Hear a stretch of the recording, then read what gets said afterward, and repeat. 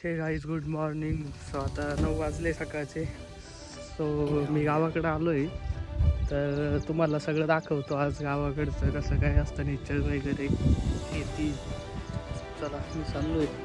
ही बघू शकता तुम्ही मित्रांनो, तुम्ही बघू शकता हे गाईंचा चारा आहे. याला घास बोलता, आत्ता म्हणजे नवीन टाकलेला आहे.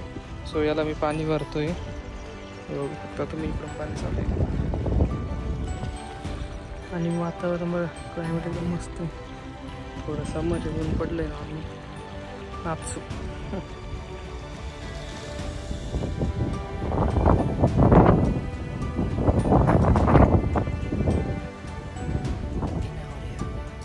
तर मित्रांनो, आज गावाकडे आलेलो होतो, तर चाललोय आता शेतात गाईंसाठी चारा घेण्यासाठी.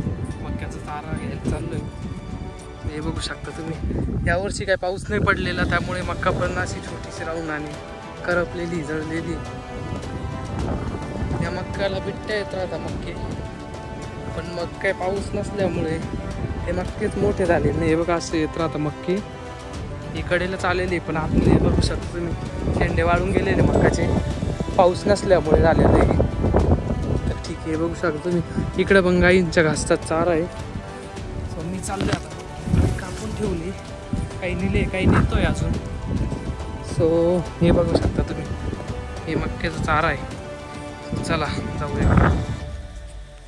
मी चाललोय चारा घेऊन मक्याचा. बघू शकता तुम्ही, गावाकडे आल्यावरती मस्त राहतं वातावरण, पाऊस पण येतोय. हे बघू शकता तुम्ही, अवघड असतं शेतकऱ्याचं जीवन. हे बघा किती चिखल खाली, त्यातून जावं लागतंय. ओके, चलो हम चलते हैं अभी गाय को चारा लेके. आता याची कुट्टी करायची घरी नेऊ, तर दाखवतो चला तुम्हाला कशी कुट्टी करतात ते.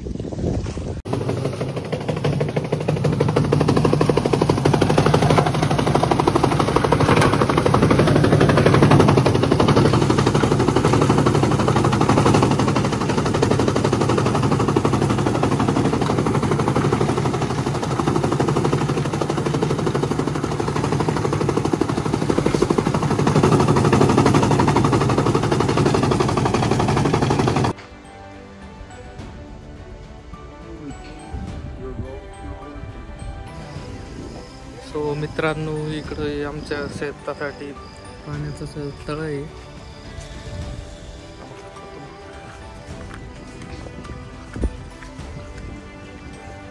हे बघू शकता तुम्ही, आणि इकडे आपले घर.